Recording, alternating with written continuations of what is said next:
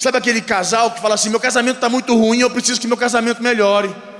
O cara vai, acessa o trono de Deus com a fé, vai na palavra, recebe no culto, porque pela fé você recebe a palavra que o seu casamento vai ser um casamento melhor, que você vai saber lidar com o seu cônjuge.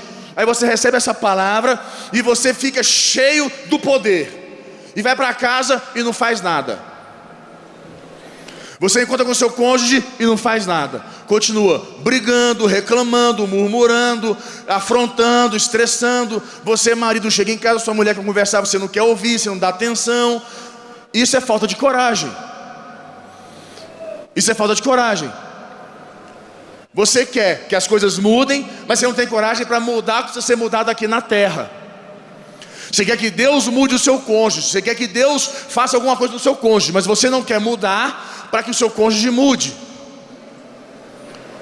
Você tem fé para ir para o culto a semana inteira, fazer campanha, buscar a Deus, fazer tudo que tem que ser feito na igreja, para que Deus transforme seu filho, transforme a sua casa. Mas você não tem coragem de chamar seu filho para comer um cachorro quente, para ir num restaurante, para fazer um dia sozinho com ele, para ouvi-lo. Não é? São essas coisas.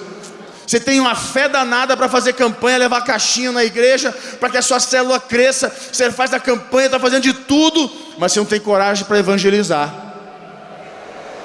coragem para pregar a palavra. Ou melhor, você não tem coragem para ser exemplo para os seus amigos na escola. Não é? Porque a melhor forma de você evangelizar é você sendo exemplo. Por que muita gente não ganha os amigos para Jesus? Porque você vai para a igreja e continua sendo a mesma tranqueira que você é. Aí depois você fala: não estou conseguindo crescer. Vai no trabalho, você trabalha com um monte de gente. No trabalho você continua sendo aquela mesma pessoa. Você não é uma referência, você não é nada, você não mudou.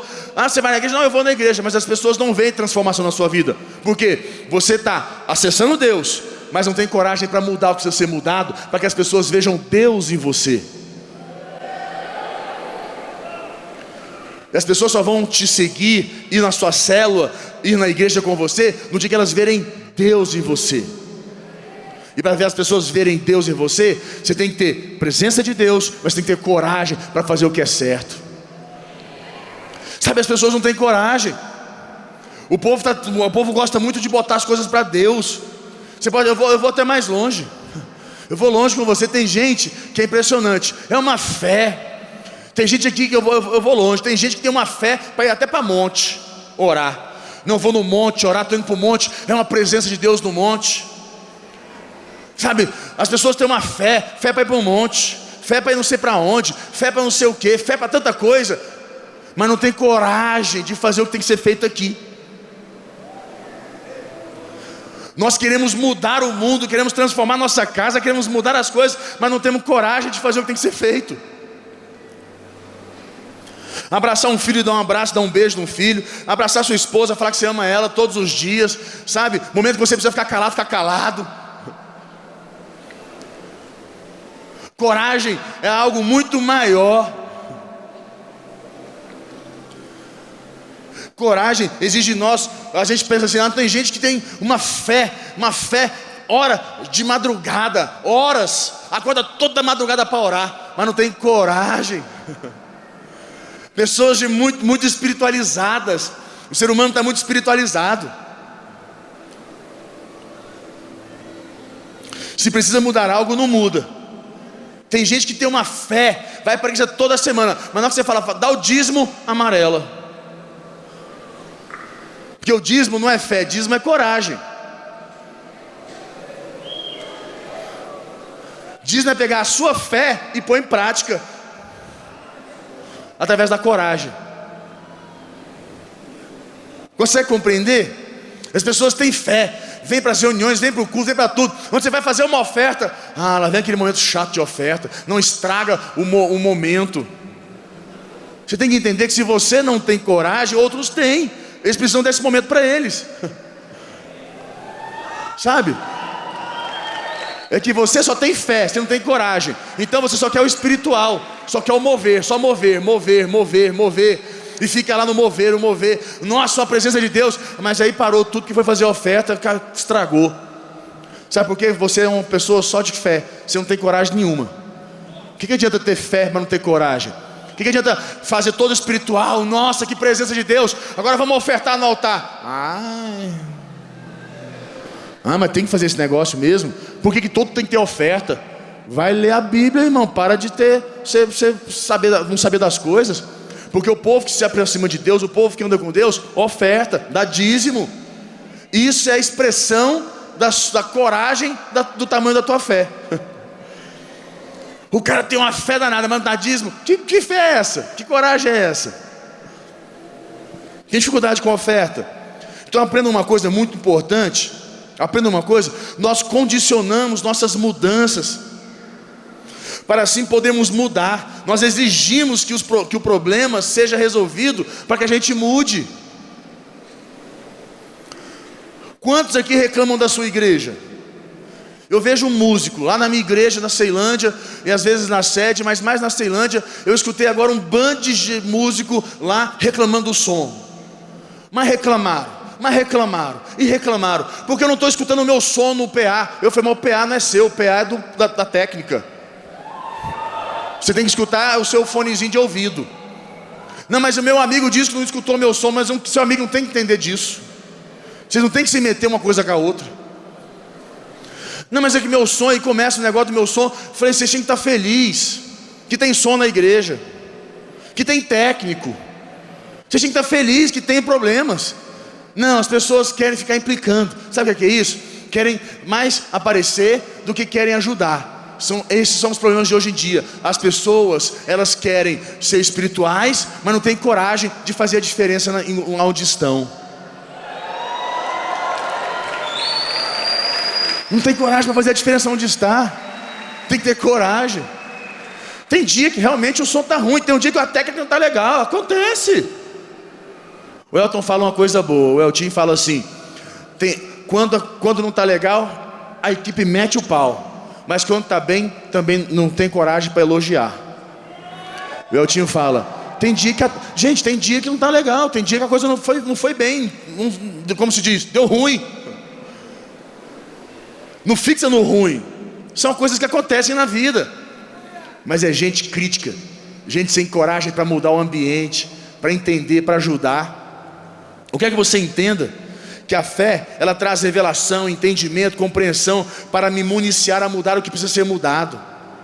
O medo é um sentimento que sempre vai estar presente. E Deus em momento algum disse que tiraria de nós o medo.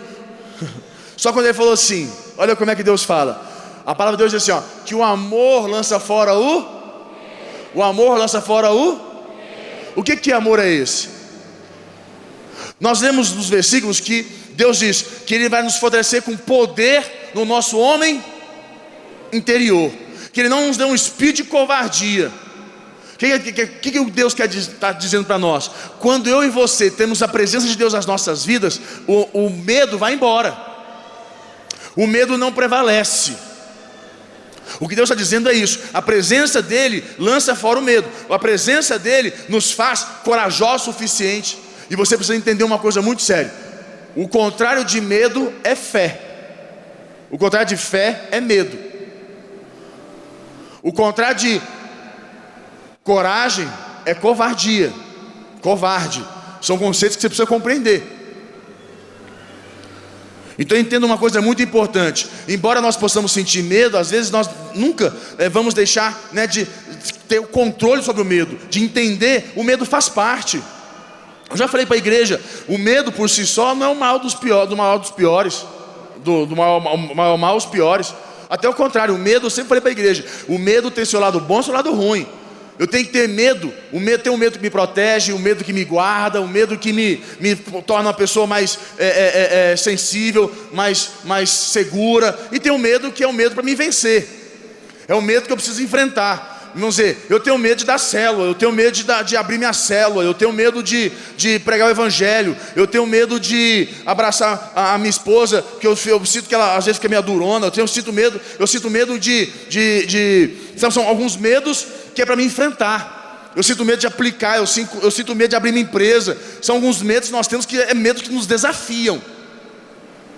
Eu sinto medo de enfrentar esse desafio. São medos que nos desafiam. E existem medos que nos protegem. O que é um medo que nos protege? Eu tenho medo de como eu já falei, atender uma pessoa, atender uma mulher sozinho no meu gabinete. Vou atender uma mulher sozinho no meu gabinete? Tem que ter medo. Fala, opa, isso é temor. Medo que me traz temor. São medos que me protegem. Eu tenho medo de andar de moto. Eu andava de moto, eu não ando mais. Porque a gente vai ficando seguro. Eu não ando de moto, porque eu tenho medo de morrer numa moto. Porque eu sei que se eu subir numa moto eu vou andar meio acelerado. Então eu prefiro não andar de moto. É um medo que me protege. Consegue entender? Medos que me protegem, medo que me protege, que traz temor. Eu tenho medo de falar mal do meu líder, medo de murmurar, reclamar, porque eu sei que traz maldição para a minha vida. Isso é medo que me traz temor. Agora eu tenho medo que eu preciso enfrentar. Medo que eu preciso enfrentar.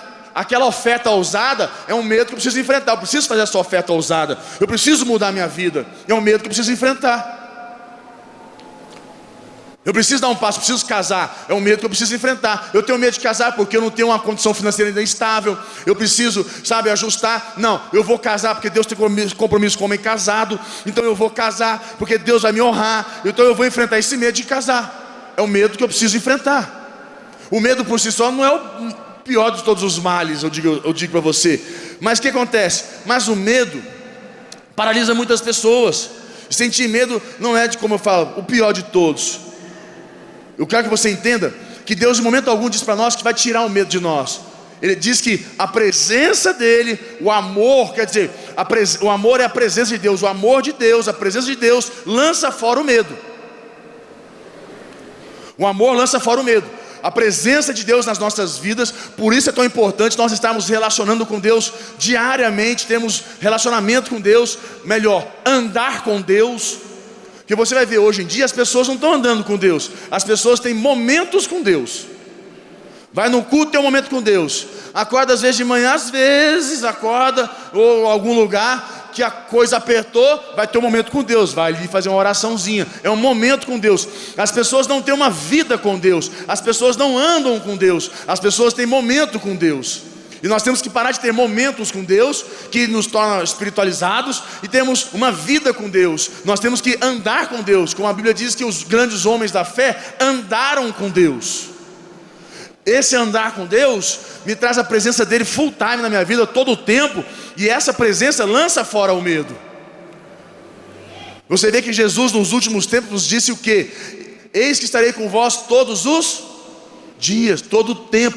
Eis que estarei com vós. Porque a presença dele com a gente? Para lançar fora o medo.